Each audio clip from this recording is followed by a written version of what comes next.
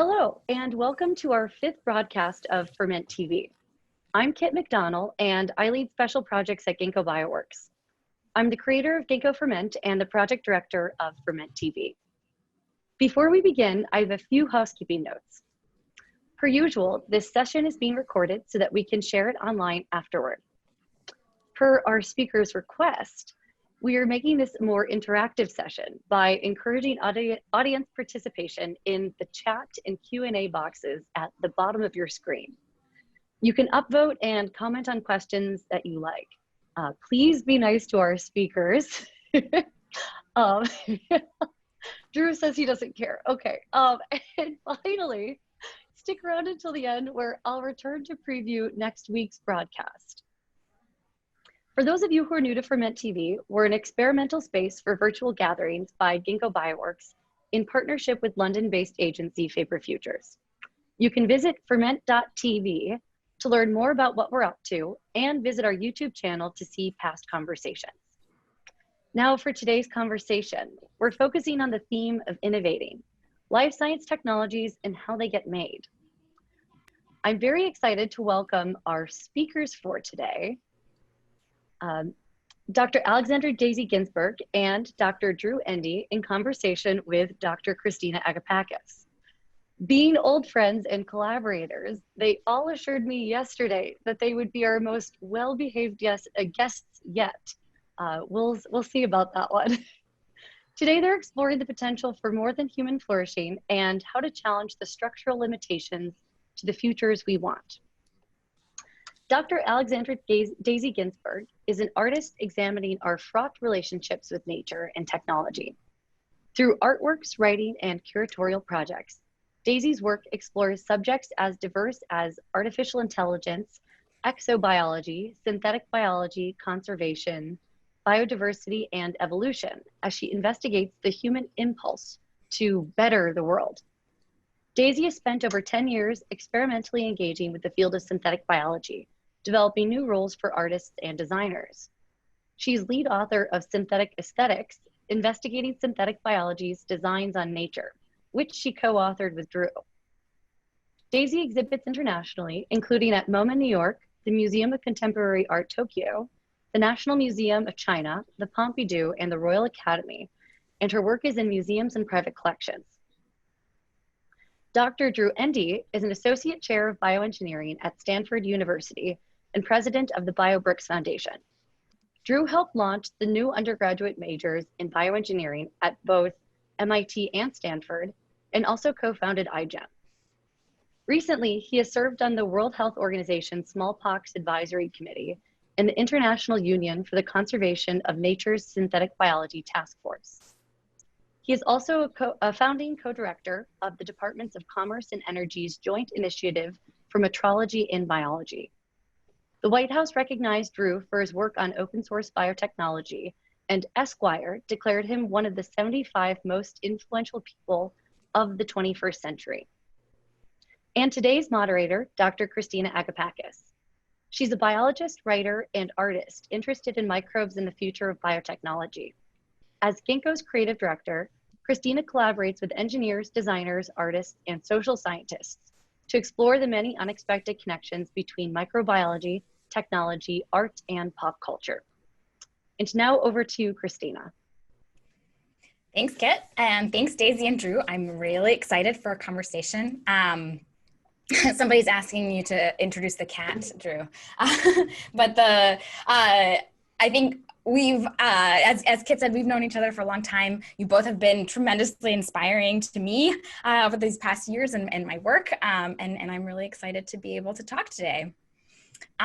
Maybe I thought we could start with some place just to kind of ground us in like what we're talking about. Daisy, you're trained as a designer and originally as an architect. Drew, you started your career as a civil engineer, learning about civil engineering. I guess my question is sort of why biology? Like, why do you both want to design and engineer biology? Drew, you go first. Yeah. Here we are, right? We're all here together on this planet, And one of the amazing things about this planet is it's got life on it, living matter. And I think it was Tom Knight, who I think's joined in, who taught me about looking at life from the perspective of an engineer as a sort of deep technology that's billions of years old. And of course, as an engineer, there's the cliche of wanting to build things, and biology's organizing matter all the time to build things on a planetary scale. So it's somewhat inevitable, basically, to an engineer who is paying attention to things, that there's a strong, compelling, and very genuine, raw pull towards engaging with biology, living matter as a partner for making things. I don't think it's that formal or abstract at the beginning for me. For me at the beginning, it's marveling at fireflies blinking. Like, what's up with that? And all the things that we can see if we look at nature, and the liveliness of that, without taking it for granted. So that's the gist of the connection, at least. Well, I never planned to want to engineer or design biology, and I'm not sure if I've ever designed it.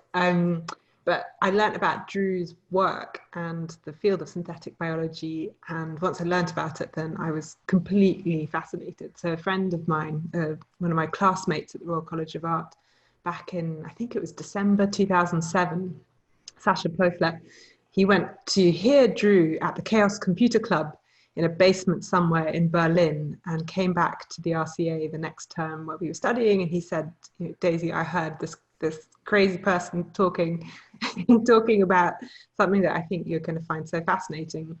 And it was this idea that engineers like Drew were coming into biology and saying, this is a material that we can control and design, that fascinated me. And I was training as a designer, albeit a strange kind of designer, a critical designer. And I was so curious, well, what if engineers were now designers and they were designing biology, what would designers be doing? And what would design look like? And how would we decide, or who would get to decide what good design looked like? And that, for me, was the kind of beginning, and a question I still haven't answered, but ended up going to find Drew to ask him this. And we're still talking about it. It's crazy, Daisy. I remember that meeting in Berlin. It was in December, and it was not a obvious, like, I want to go to Berlin in December. And then, of course, it was this invitation from it was the Chaos Communication Congress, the annual meeting of the club, and it was 3,000. I mean, the invite said, "Come to the largest meeting of hackers on Earth," and it wasn't obvious to me that that was like a responsible thing to do. But you go there, and there were 3,000 people. And I remember trying to learn a lot, and talking with the leadership of the club. They related to me and impressed upon me how deeply engaged they were in the construction of civil society, call it. So, for example, they had been commissioned or not commissioned. They had insisted on offering opinions on the voting systems in Germany in relation to online electronic voting. And they came down strongly on the side of, you should not go to electronic voting. You should have paper ballots that people use pencils or pens on or whatever.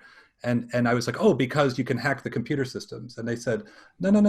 It's not the computer systems. It's the fact that running an electronic voting system puts too much responsibility on one person, whereas many, many people have to be involved in the labor of tabulating analog votes, that it's harder to corrupt the process overall. So every preconceived notion I had of that community was totally off. And it was an incredibly thoughtful experience. And I'd never heard that. That's how we got woven together. That's very interesting. I'm glad I went to that meeting.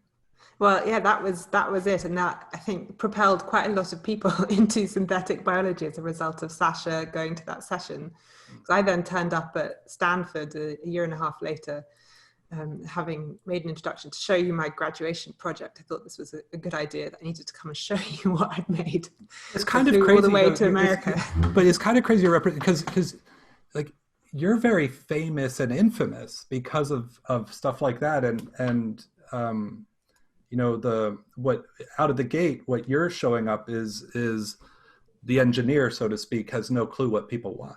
I have no clue what people want. I'm like actually professionally clueless in understanding what people want. There's nothing in my training that enable, and suddenly you show up as a professional, like you're actually equipped and incredibly thoughtful in thinking about, well, what do people wish for? And the initial evidence of that shows up in synthetic biology, of course, is the very famous Escherichia coli project, right? That you know, you have the nerds nerding out up in Cambridge with their pigment biosynthesis stuff, and what do you do with that? And who knows? And suddenly you figure that out. It was very, very, very, very, very eye-opening for all of us, I think, when that happened.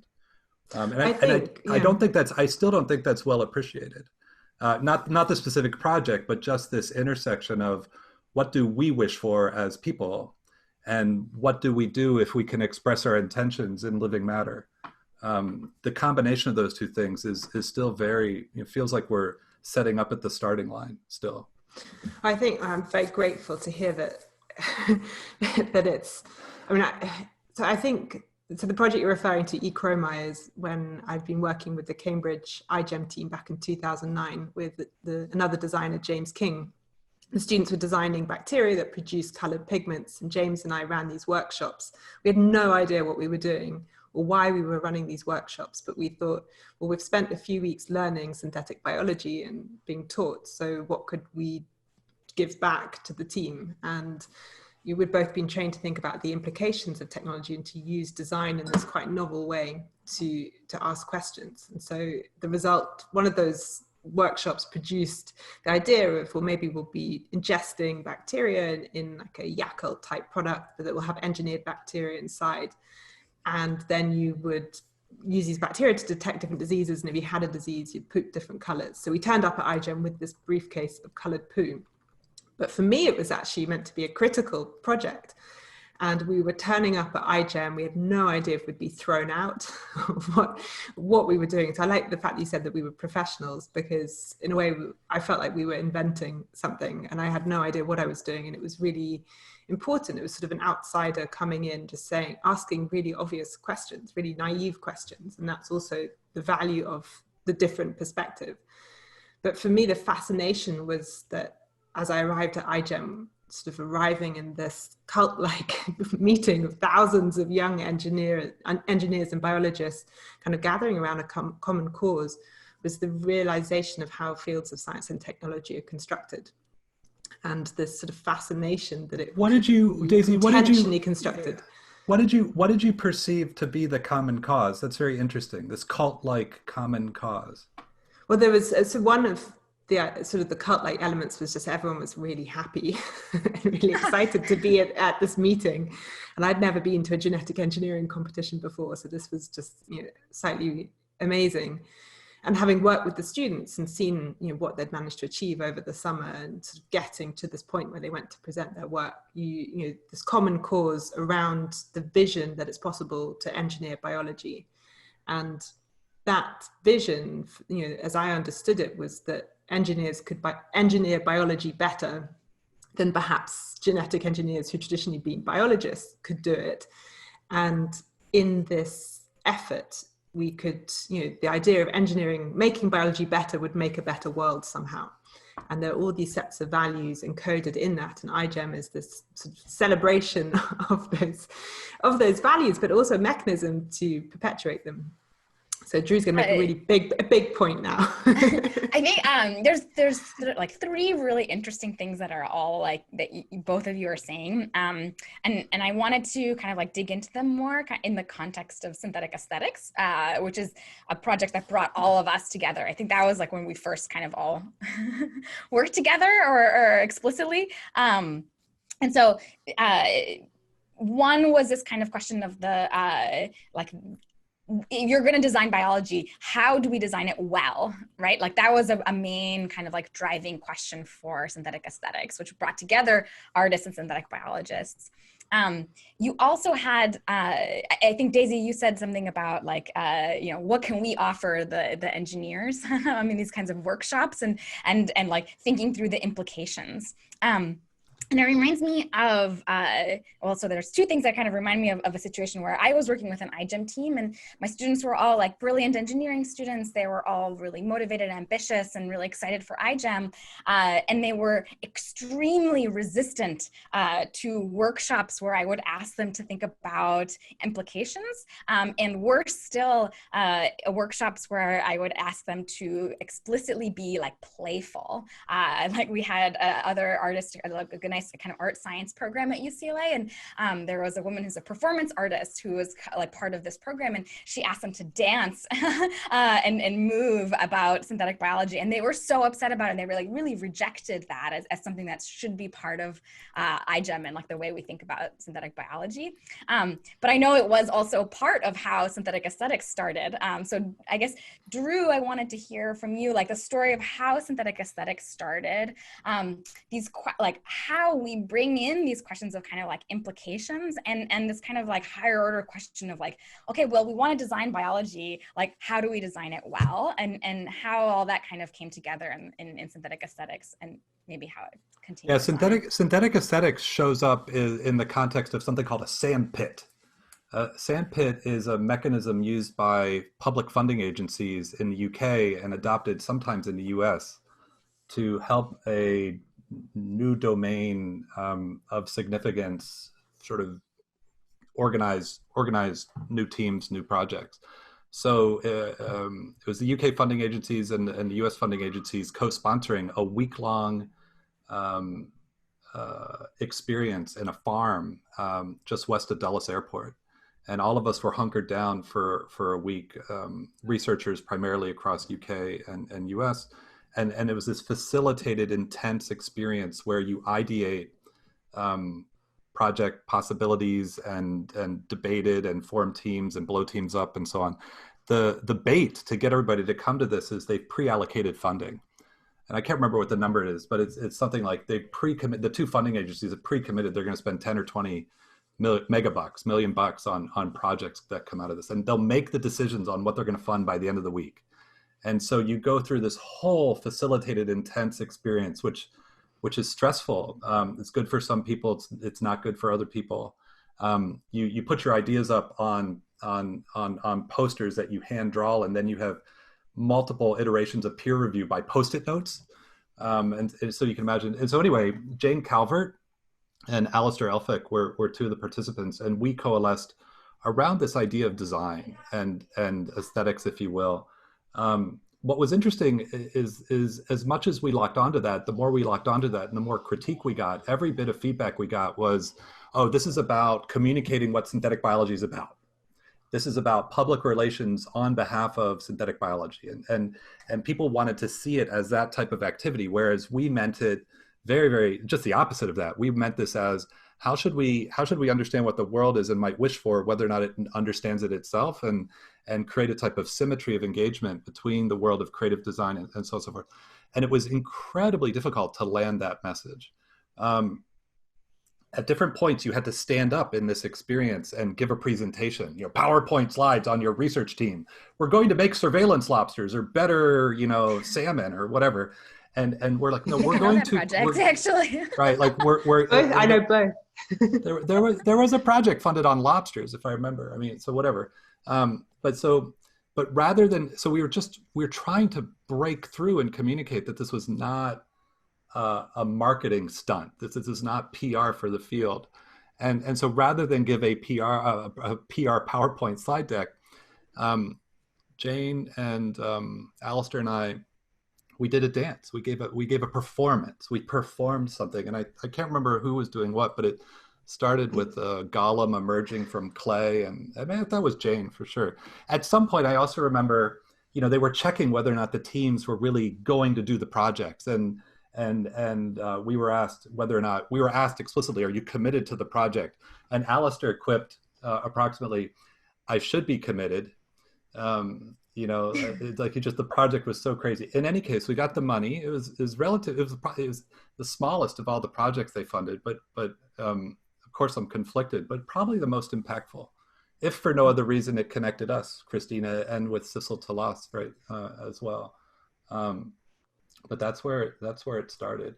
I wanted to link back to something, Daisy, you were saying, and as like we talk a lot about synthetic biology, especially from a science perspective. It's learning by building, and it's fabulous in that regard. From an engineering perspective, it's really celebrating the culture of making the workflow richer, better, in different ways. And Daisy, you're our doctor on better, so I defer to you, right? So, that was going to be my next question. but I just want to land. I just want to, for people listening and thinking about this, when we think about how we partner with biology to make stuff, what is limiting us? And where can we advance our tooling, our tools and workflows? And it's very easy to say, well, we're limited in the DNA we can make, or we're limited in the design tools we have, or we're limited in the testing we can do, right? That core of the physical. But what about the tools for ideation? What about the tools for understanding the world? What about the tools for understanding the world that doesn't exist yet? And there's a whole bunch of tooling there too. And many examples show up. I remember a conversation with the leadership of DuPont where they're thinking about becoming a 300-year-old company, and they imagine their entire product catalog is bio-made, right? Which is not the state now. And their point of reference is, well, it's snowflake on the tip of the iceberg, that we haven't imagined most of what we could partner with biology to do. And so if you take that at face value, which I do, we need tools to help us imagine. Imagine in the context of what is, but imagine also in the context of what could be. And I hope, Christina, that we take straight on the, at some point in the time we have, the title of our session. This relationship between what is and what we wish for, the revolution or not. Well, maybe what we should go is like, well, Daisy, you recently finished your PhD on this notion of better, and specifically like the dream of better of synthetic biologists, and how synthetic biologists have come to imagine a better future through partnering with biology. And so I guess the question is, like, for Daisy, what is better? And for Drew, maybe we can get to this kind of question of like, yeah, how do you think of better now, and maybe how should we be thinking of better? Well, so after synthetic aesthetics, I'd been involved in this project for 3 or 4 years with all these incredible collaborations between artists and scientists in each other's spaces, finding ways to talk quite critically about the science. And I was left sort of wondering, well, where am I in this now? And what I'd really been struck by was this sort of optimism within the science. And actually my PhD started essentially when I was on stage at TED, and I did a failed TED talk, which is quite an achievement, because I was told I asked too many questions and don't solve enough problems. And I think what they were hoping for was a conversation or a talk where I would say synthetic biology is going to make the world better. I was in a room full of people who wanted to make the world better. And I realized I couldn't communicate why synthetic aesthetics was important. And for me, it was a vehicle where we were bringing outsiders into synthetic biology, like right into the spaces where it was being made, and saying, well, who's this for? And what is it? And why is it? And why is this actually better? So I went off to lock myself in the library for a few years to try and understand what better actually meant. And I realized that there isn't a better, because there's lots and lots of different betters. And within synthetic biology, I began to realize there's 3 broad streams. There was the vision, which I saw Drew sort of promulgating around this idea of open source biology through foundations like iGEM and the BioBricks Foundation. So these institutions that could help make that vision come real. And then there was a second set of ideas around what better was, which was about sustainable abundance, and sort of companies like Amaris, who were turning sugarcane into fuel. So for me, exemplified that. It was about keeping the economy going, creating replacements that just drop in so that we could have everything we want without having to change our behaviors. But really it was about economic good. And so better was, a very sort of restrictive view of what the world could look like, what a better world might be. And then there was a third group, which I would describe as the better nature sort of group where we have mammoths and engineered humans and engineered mosquitoes, and it's really an idea of reconstructing nature and the sort of a modernism imposed on nature and actually bettering nature itself, that humans can do one better. So I don't have the answer to what a better world would look like. I'd love to ask Drew if you think that my analysis is right. But I think that what's so crucial is that within synthetic biology, you have a limited group of people deciding what a better world looks like. And that's not just within synthetic biology, it's within politics, within so many spheres of our life. And what I had discovered was this little mechanism to actually get inside and bring it, my limited set of external perspectives, but actually to find ways to make these conversations happen within the field of technoscientific innovation. So who gets to ask questions? I found a little way in to broaden that conversation. And I think it's, and that's what sort of interested me so much in Drew's vision, was it's a much more egalitarian idea of who can have access to science. So, for me, it's not necessarily being pro or anti-synthetic biology. It's saying, well, how can a set of values encoded into a vision actually produce things that encode a different idea of what a better world could be? Daisy, you said something, I have it in my memory, but maybe it's not what you said or meant. So, but I'll read it back. So I remember at some point you emitted, as an observer and critic, if you will, as a designer, you emitted approximately the statement, is synthetic biology a revolution that must revolutionize nothing? Is that something you said or meant, or what did you say? Yeah, and I would put that in the second bucket of better. So the idea that you could cut down, grow monocultures of sugarcane, feed it to bacteria or yeast and produce jet fuel so we can all fly around in planes. And the end product is the same. The route to producing that product may be slightly different. It may not necessarily be better. It may look greener to the outsider, but the companies investing in that technology are the same companies, the oil companies, for example. And so nothing really changes. We're changing everything but nothing. And I felt that there was a move in synthetic biology sort of around the time that I was writing this, around sort of 2015, 2016, as we moved towards this industrialization, that really, as we moved away from the open source vision towards this more industrial vision, that actually the way that synthetic biology could be accepted was not as a radical new approach to engineering, but really continuing sort of a model of capital and power restricted to the few. So I don't know. I mean, that's no, thank you. A provocation. No, I definitely. So that's consistent with what I remember, and I hear you on that. There was another impact that comment or question of yours revealed for me, which was how out of one side of the mouth of the techno developer in synthetic biology, so to speak, we're promising change, we're promising revolution, we're promising new ways of making things. Like, holy cow, we've got printers for DNA, we've created life, says Craig, and it's it's like there's a truth to it.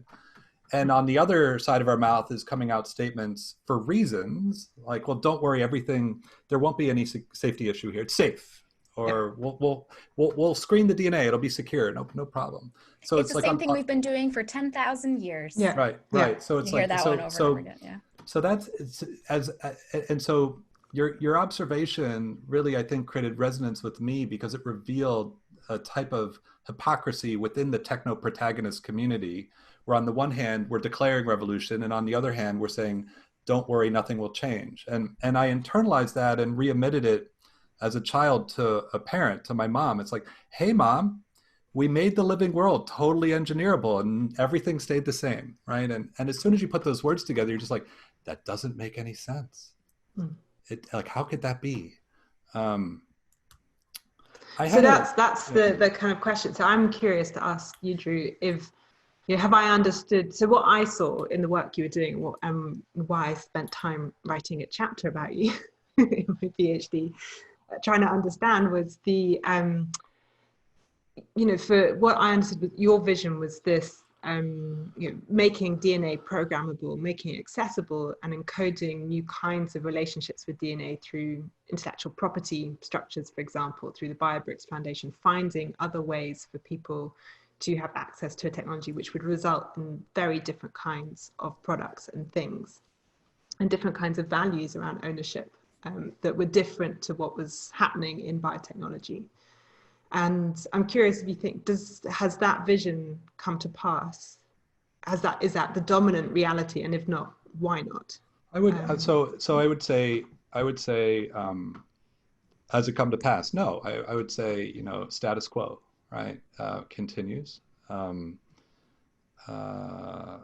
that's to be expected. On the other hand, I would say the groundwork is laid in very non-trivial ways for complementary options and alternatives. One of the things maybe to use as an index to reference off of is a talk Tim O'Reilly prepared. I think, well, for many, but it was keying off of Tom Knight and myself. And the title of Tim's talk was Lessons from Open Source Software for Synthetic Biology, or something like that. And you can actually probably find the slides on slideshare.net from Tim's talk. And what Tim was trying to land was how when you think about shaping behavior, which can mean enabling behavior, there are different ways to go about it. There's different ways of enacting systems of governance, basically. And governance doesn't have to mean prescriptive control. And he was parsing everything through the lens of Lao Tzu from several thousand years ago. And to paraphrase, losing the way, humans rely on goodness.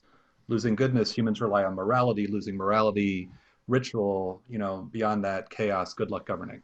And he was mapping this into open source software. But to motivate us, he said, look, when you're talking about things like the BioBrick public agreement and open source licenses for DNA, like GNU public license or open source licenses for software, you're operating at the level of law, at the level of law as it means right and wrong, morality.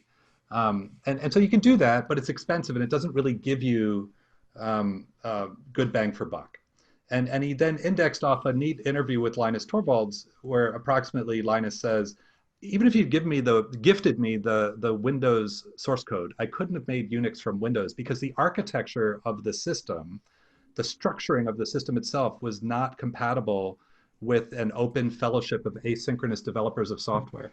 Whereas if you watch the videos, I encourage people to watch the videos of Dennis Ritchie and colleagues at Bell Labs, when they're implementing Unix, they're talking about enabling a fellowship, a community to form around a technology. They purposely architected the system to support human behaviors in one ways over others. So anyway, you've got that type of sublime implementation. And Tim was saying, you're not doing that. You're stuck down at the level of legal frameworks. You've got to get up to the architecture of the system. So that's something I think I really needed to hear and learn. All the stuff we've been putting in at that level of morality, so to speak, right, is essential but not sufficient. So it comes back then with your prompt to the topic of better, and I'm going to elaborate on that and ask, well, what is it we wish for? You're asking a question, well, what would better be? It's hard to know the answer to that if you can't complement that question with the, well, what are the stars in the sky that are motivating us to dream and end up somewhere? And of course, that's well, that's an interesting question, and you could have many answers to that, and I have my own answers to that. Would you share them? Yeah, but I wanna offer one more sort of bit of context quickly. Because I think all of this is playing out. You can always ask a question like, is this an important conversation to be having now? Is what we're doing now relevant for the now, or should we just wait? Every moment in time, the people always think they're privileged in time, right? But it's like, maybe we shouldn't be having this conversation. We should be having this conversation in 50 years. But I'm going to submit for consideration that we must be having this conversation now. Like, what do we wish for? Here's an anecdote. I was walking around the Stanford campus, very near the historical quad in the middle of campus, and there was a meeting happening. Well, that's normal. We have meetings on campus all the time, before COVID at least. And this meeting was different though, because it had a security perimeter. There were armed guards with assault rifles all around the building where the meeting was happening. And I'd never seen that before. And I was very puzzled by that. And so what was the meeting? And the meeting was the Global Energy Forum, talking about energy generation. Why did they have armed guards? Why did they have a security perimeter? Because they were talking not only about energy, they were talking about power, political power. And without belaboring it, if you look at what's happening in terms of the production of joules, Joules in civilization, it looks to me like we're in the deep into the beginning of a transition to a new energy empire that's approximately a renewable energy empire. And all the power relations and whatnot associated with empire scale politics are playing. What that means, it's stated differently, is many things are up for grabs, or becoming up for grabs. Biology shows up, and biology is operating at the intersection of joules through photosynthesis, but also electrobiosynthesis, which is amazing to think about. Energy and matter, the atoms, and information, the code. And so we've got this substrate, which is doing planetary scale manufacturing at the intersection of the three physical dimensions that civilization needs, the joules, the bits, and the atoms. And it's up for grabs. And we can shape the landscape within which dreams are explored or enabled or disabled in a very subtle way, such that the people who inherit it may not understand what has been constructed. So that meeting you described to me sounds like a powerful meeting. And I think I'm just looking at some of the questions that are coming in as well. And please, everyone, send us questions, because Drew and I could talk for hours. And it's really important that for us, but I think for both of us, it's really important to create spaces for other people as well. And I think that is part of this question as well. So what I see as what I learned so much from the way you work is the importance of creating institutions. And is there a different kind of institution that needs to be set up that's maybe less like the BioBricks Foundation, but is more a place where we talk about and argue about who synthetic biology is for, what kind of synthetic biology could lead to a more equitable world, who's better is being delivered, and who gets to decide. And those are always the questions that I come back to. Yeah, I'm with you. But here's a thought. I was having a great conversation with a colleague in the Netherlands recently regarding the ethics of building synthetic cells.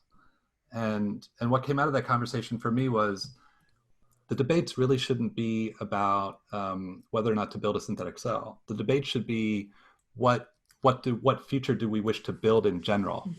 And what is the role of living matter in that future is a derivative conversation. But if you force all the attention on the synthetic biology institutions or the synthetic biology debates, you actually preempt, the opportunity cost is so extraordinary, you preempt the engagement with much, much bigger questions and issues that almost by definition are much more engaging and inclusive, because it doesn't require upfront very idiosyncratic domain knowledge to have any sense of confidence or authority. I agree with you. I think just passing what you're saying, you mean, so it's not the technology isn't the solution. So a lot of my work that nor is it the issue. Issue. And it's right, not. yeah. And it's these are so many of the problems that we try to solve, whether it's with synthetic biology or with other technologies, could be solved with social means, and those are perhaps trickier. I was reading this week about this new work around pollination coming out of Japan, where this researcher has discovered a way to blow bubbles that can carry pollen and to solve for missing bees. So you could blow a field of bubbles across, a cloud of bubbles across a field and pollinate the plants, and then you don't need to worry about the missing pollinators. And in this piece in the New York Times, there's a British bee expert, Dave Goulson, who pointed out, well, does that mean that we will stop investing money in saving pollinators and finding, putting land aside to grow wildflowers and all the things that we need to do to help pollinators?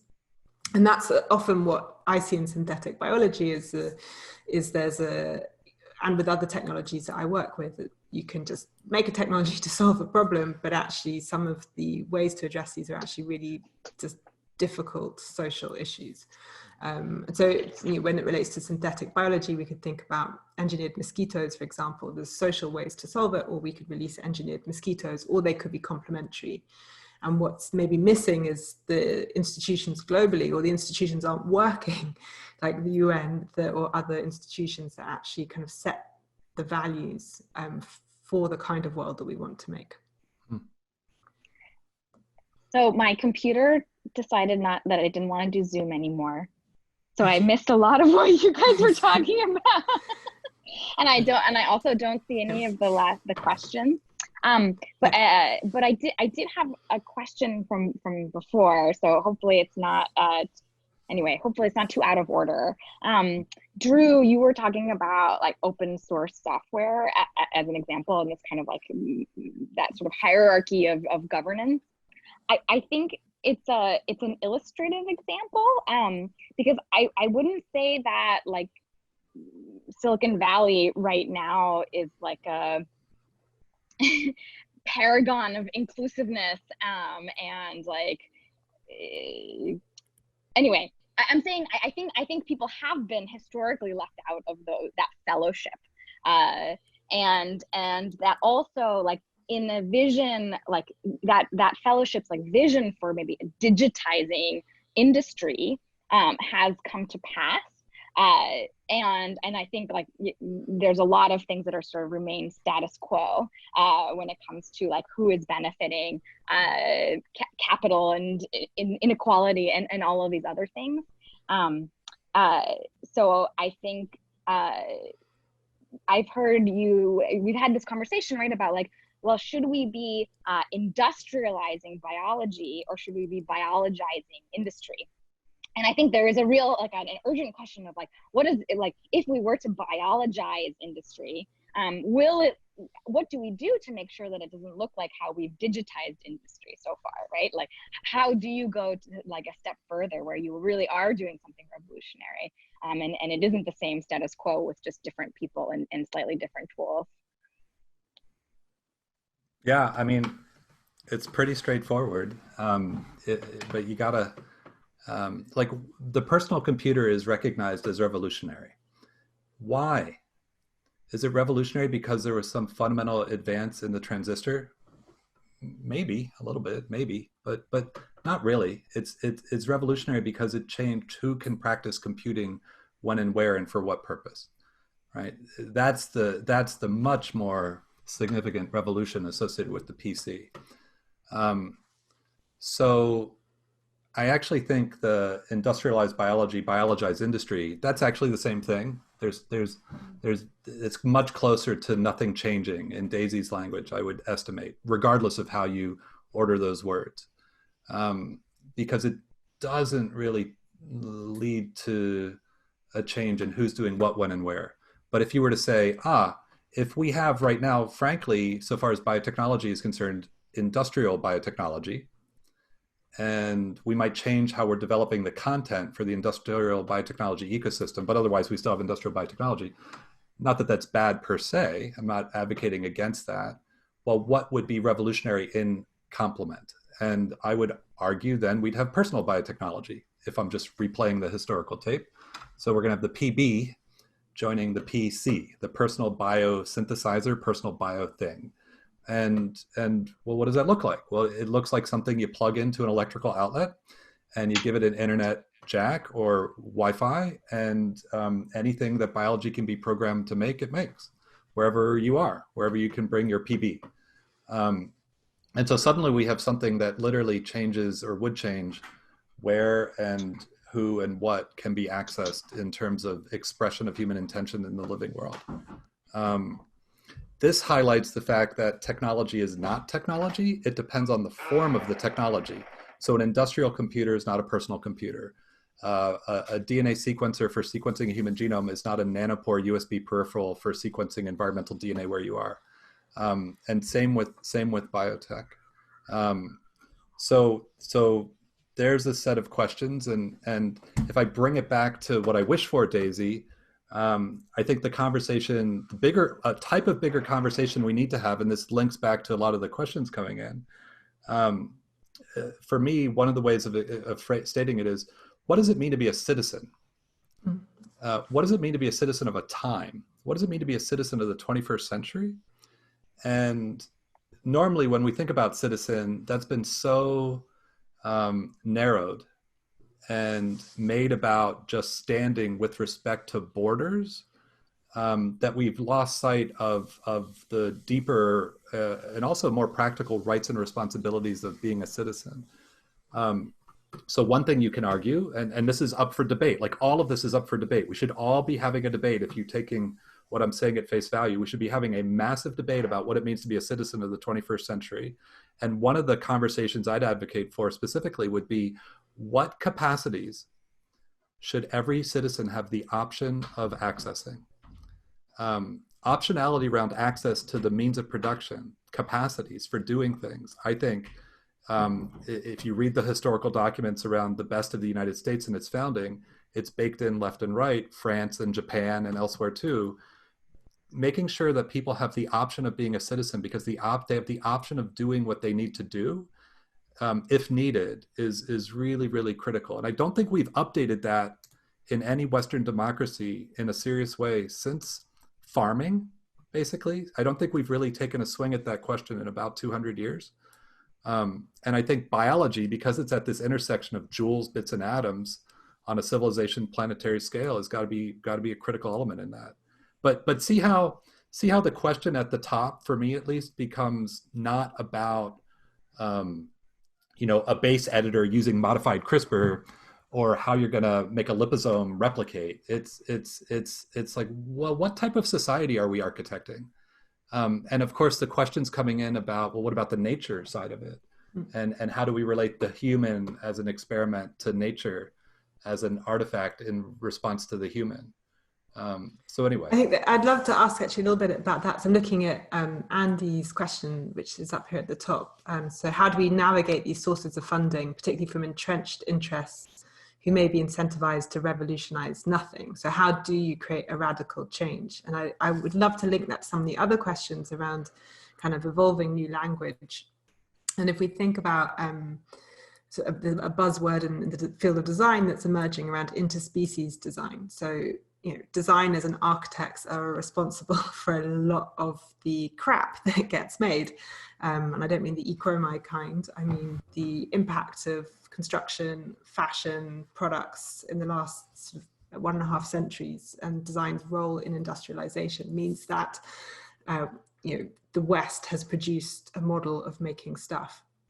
So if we're going to radically rethink what synthetic biology is for and who it's for and who it benefits, there's a particular ethical question maybe in synthetic biology, because we're designing the idea is to design other living things or humans for the benefit of humanity. It's a process of design. It's making stuff for humans to improve our situation to a preferred one.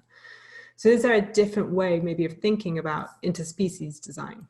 How can we be more symbiotic with the things, with the impacts that we make on the living world? And are there ways to think about benefits that are different, as well as thinking about different incentives to do this? And for me, that comes to a question of, I think the citizenship point is so important. Are we making a synthetic biology that is set up for us as consumers, not as citizens? And if it is about us as citizens and members of a planet with other species, is the model really about care rather than about consuming? And if so, then what would a synthetic biology look like? Is there basically a completely different set of values to think about to underpin all of this? Yeah. Can I want to say, interrupt for 1 second. So like, I think, I want to push back on you a little bit, Drew, because I think like, and on Daisy, right? Like this question on about like more than human and like other kinds of species outside of human. I think first we need to kind of talk about like humans, right? Like how do we bring more of those people in, right? Like I do believe that, yeah, that fellowship of computers was exclusionary.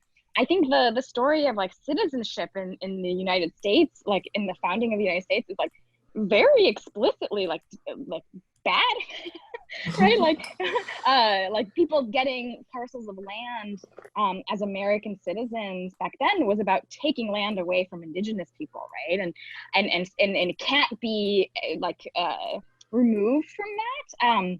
So I guess like the question for me becomes like, as we think about those like modes of production or those ways of connecting or the kinds of fellowship or the kinds of citizens, like can we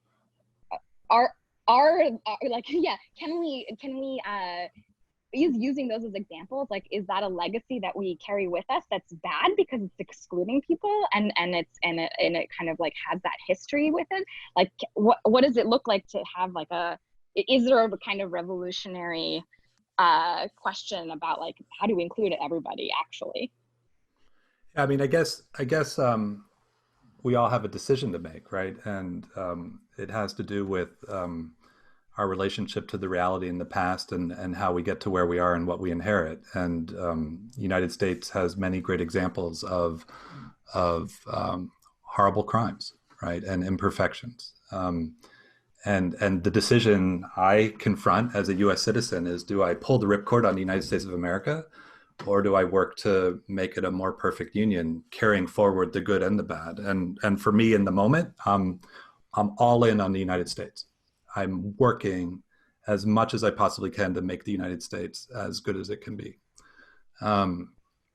The things I think about are looping it back, and I want to really loop it back in a particular way because I'm struggling to land something here. I think, Lincoln at Gettysburg, right? That memorable speech is not because of the battle; it's because of the values represented in that speech, the values of government, of the people, for the people, by the people. And it's interesting watching President Obama's remarks before the British Parliament, talking about the best of the values of the UK and US held in common. And if you want another example of even more historical crimes, right, go to the British Empire, right? Now, Martin Luther King, he gave a famous speech once. What was it called? I have a plan. No, it wasn't called that, right? It was called I have a dream. And it was really incredible. It was actually we have a dream, but he's like, I have a dream. And I want to touch upon that because if we have a dream held in common, then other things can follow in advance of the dream coming true. If we don't have a dream held in common, then the only thing that can happen is we can be captured by the nitty gritty and the nuts and bolts and the road mapping and this and that, or we can be organized in reaction to a crisis, right? So the climate change body politic doesn't like to hear this, but climate change is a nightmare way of organizing people in response to a crisis, which is valid. But the problem with that is the crisis has to begin to happen before you get collective action. Whereas if you organize people around a positive narrative, around climate awesome, around I have a dream for equity and social justice, you can incentivize and motivate people to work in advance of the dream being true. And so when we talk about synthetic biology or anything, I wish for a conversation about what we wish for. And I have a question for Daisy and Christina and everybody here and everybody we're connected with. Do we share any dreams in common? And if they're not good enough, like if the United Nations SDGs, those goals, those 17 goals aren't good enough, or it's because it's the UN, it's not the right container for the dream, then we have to have at it. I'm willing to participate in that. Because that seems where the greatest work can be done together, no matter what. Yeah. And there's a really nice question that's been upvoted here about, in a way, the role of, this is in the Q&A questions, the role of the synthetic biology movement and community in actually reaching outwards into the world. So a lot of what we're saying is how the world can shape synthetic biology, and that's not really the way things happen. But what is the role of the synthetic biology community to sort of move towards a different a different set of value definitions, or does it need to come from the outside?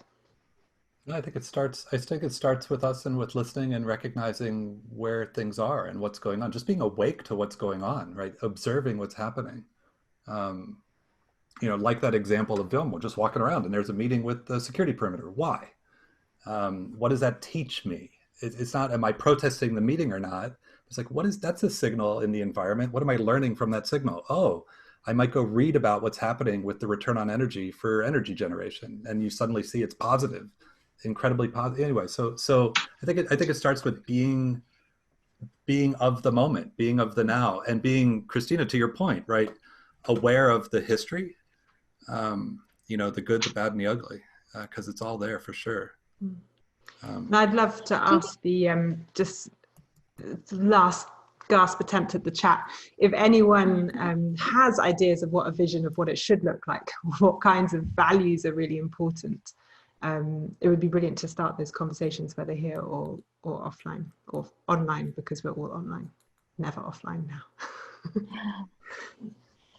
Well, so Christina, right? I mean, let me just hold a mirror up, right?